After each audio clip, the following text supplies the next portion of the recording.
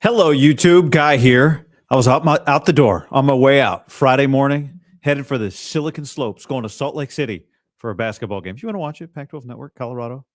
They got maybe the #1 pick, and Utah tomorrow. Anyway, that's not what this is about. This is about what Joe Montana said on Pat McAfee's show. Brought to you by Tito's Handmade Vodka. Here, all right, let's listen and then react. Joe Montana asked by McAfee, "What do you think of Brock Purdy?" I was just I was packing, had McAfee on my phone listening, and I heard Joe say this. Yeah, I think the thing I see is something that I think I figured out early on in my career was that what the offense is about, right? It wasn't about me. It was about getting the ball to the people who knew what to do with it because I'm the mailman. This doesn't belong to me. I want to get it to somebody that knows how to run, knows how to catch. And we had, especially late in my career, when you get guys like Jerry Rice, John Taylor, Brent Jones, Roger Craig, on down the line, all you got to do is get the ball to them. And I think if you look at the weapons that Brock's working with, he's figured that offense out. He understands what his position is. He doesn't try to make a big play. He knows when that chance will come and when he needs to do it. But in most cases, it's okay to punt. I got a pretty good defense too. And that's when we had the same thing, right? That defense is pretty good. So yeah, they're going to have to earn their money too at the same time. And yeah, we're going to punt, and hopefully we don't punt too many times, but you know, the defense, you got to, hey, you're up, let's go. And I think that's probably the biggest thing that I've seen of him is, you know, because he understands it, he's calm in there. He has a great presence, and you know, he's not trying to knock you out with a football. You know, he delivers a great catchable ball. I mean, you talk to these guys, and they'll tell you, you know, the ball, you know, very rare does it come in there harder than it's supposed to. And so, yeah, he puts in a. All right, so there's another thing that Montana said we'll get to, but the first thing I want to say is I loved hearing Montana, who must be sitting back, and I don't know how much media he consumes, but you know, he's a football fan. He must be sitting back, listening to all these people, me, you, everybody else, have an opinion on Purdy, and Joe's going, I don't know, it seems fine to me. You know, Joe's not here for, is he going to be a Hall of Famer? Joe's not here for, is he great? Joe's not here for, is he the MVP? Joe's not here for, does he suck? Is he overrated? Why doesn't he get enough credit? Why doesn't he get enough credit? Joe's just here for, it looks like winning football to me. And I think that's pretty telling because really at the heart of it, it's what this is about. Can the guy win a championship or not? Wait, I think he can. Will he be their franchise quarterback? Did they find their franchise quarterback? That's an even bigger question than will he win the Super Bowl this year? Now, winning the Super Bowl is, you know, immortality, and Shanahan needs one, and Purdy becomes an instant legend if he gets one. But really, the whole Brock conversation comes down to, did they find their franchise quarterback? That's it. Not, well, should you pay him $150 million right now today? They don't have to. Not, can he throw in the rain? Well, that is a question for another day. That's part of, is he the franchise quarterback guy? But here's Joe Montana sitting back and going, yeah, this looks exactly like what I figured out early. Joe's saying, why are we complicating this, people? He's got Brock. Brock's got Debo. He's got Kittle. He's got Ayuk. He's got Jennings. He's got McCaffrey. He's got Juice. He's got a good, well, mostly, he's got a good defense. Got a smart coach. Who would go, you know what? I'm gonna take the other road. Give me those crappy receivers and that average coach and that terrible defense and no running back. He's just saying this is the situation he was in. This is the situation I was in. I was in the same situation, and he's doing the same thing I did.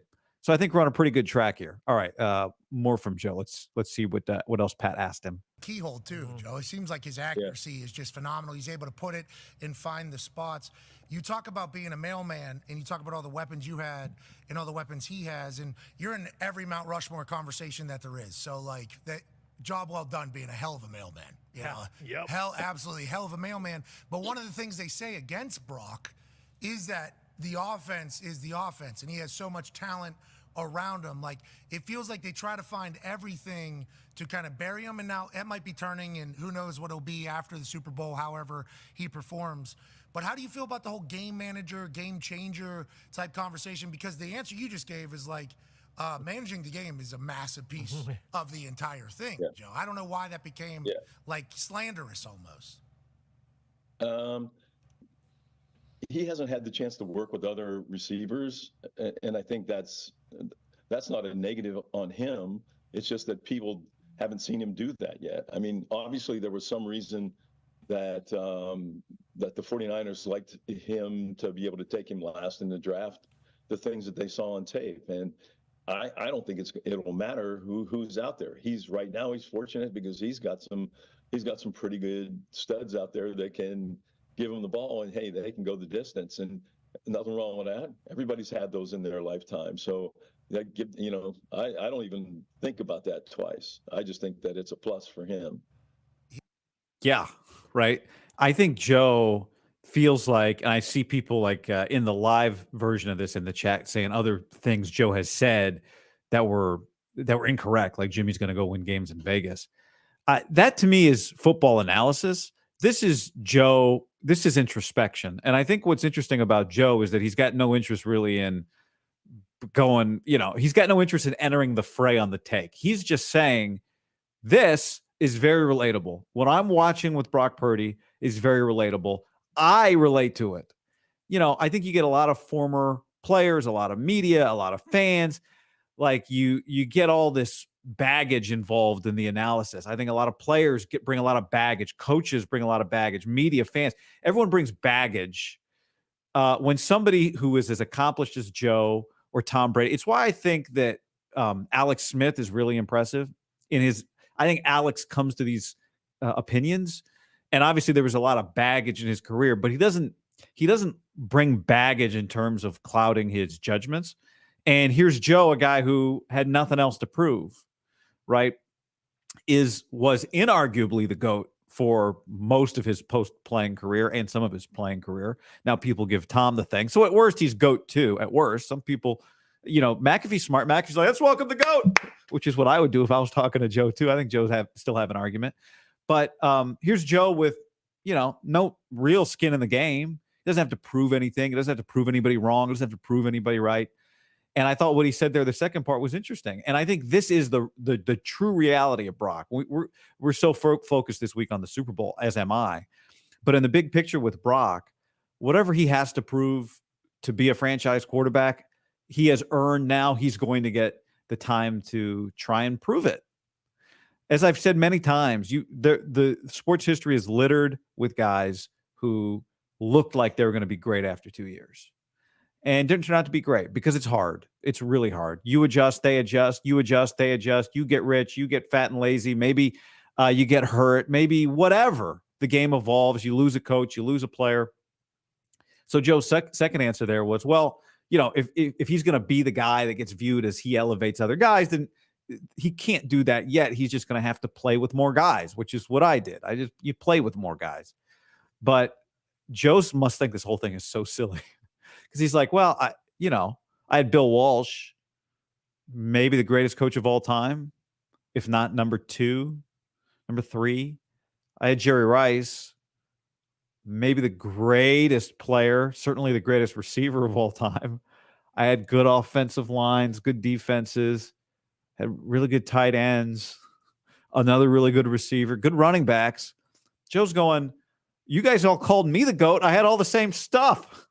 Now, no one's calling Brock the GOAT yet, nor should we. No one's saying Brock is Joe, nor should we, right? Joe didn't just put up numbers. Joe won championships, and Joe was clutch in the biggest moments. Joe delivered when everybody else was tight, right? When everybody else gets tight. And that's still one of Joe's greatest skills.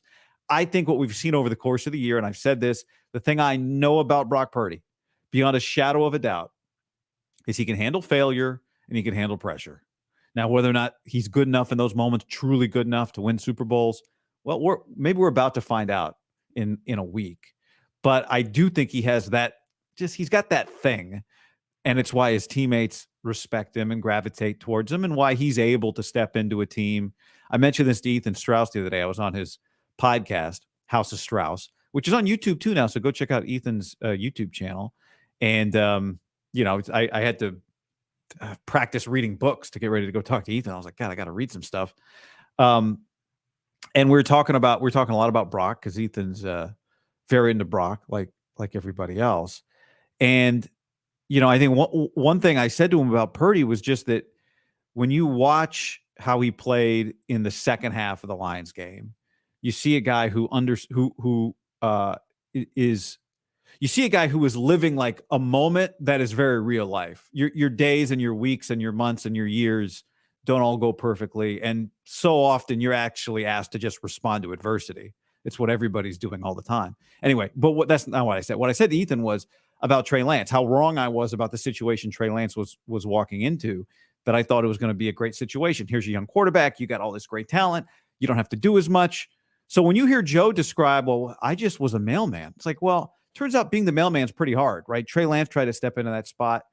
And unfortunately for him, he needed more development. And just being around those guys didn't mean you just got to give them the ball. You actually had to elevate to them because their standard's really high. And I thought, oh, this will be easy for a young guy. But in fact, it's kind of the reverse. It's beneficial to a young guy. Not easy, but it's beneficial to him if he can rise to the level and the standard of these other all-pros. Well, Purdy stepped right in and rose to the level of all these other all-pros. So that is very telling. That is very telling. Now, Joe did come into a little bit of a different situation than Brock. With Kyle. Kyle had this whole organization was already established what it was when Brock showed up. Joe, in some ways, you might argue, had to do more to elevate it, but also faced, and I would need, if I'm going to be truly right about this, we should talk to somebody who covered that team then, but in some ways faced he didn't face less pressure. I mean, he was from Notre Dame, but less internal pressure maybe, because of how much everybody else had already accomplished when Purdy walked in. Now, that said, I would imagine if Joe was here, he'd be like, you think playing for Bill Walsh was no pressure? What the hell are you talking about? So maybe that's a bad comp. But the point is just their situations were a little bit different. Brock there's not a lot of runway. You get help, but there's not a lot of runway to show that you can, use the help that you've got appropriately. So anyway, this was just, if you're watching this live, go watch the whole interview. Joe was on with McAfee, and it was really good. Yeah, I enjoyed it. I love hearing Joe talk. I know sometimes people are like, oh, well, he was wrong about that. Look, here's Joe Montana is telling us what he thinks. No one's right 100% of the time, but I really am. I mean, I can't even have to say that. Who cares? I'm interested in his perspective. And one of the things that's really cool about Joe, I think, is the number of times when I was living in San Francisco that I would see him. I remember walking by him multiple times at the Fort Mason Farmers Market. Joe would just have like this bag. Jennifer would be with him. Joe just had a bag with some veggies. And I think the coolest part about it is that people just left him alone. Like Joe would just walk through the farmers market. He does stand out because he's Joe Montana in San Francisco. And nobody would really, maybe you'd get a hey Joe. I hit him with a hey Joe. He's hey, that's it. I remember one time walking down for people that know the San Francisco geography well, down in the marina, and I look over, it's early, and there's a guy standing in his driveway drinking a coffee, just kind of looking out.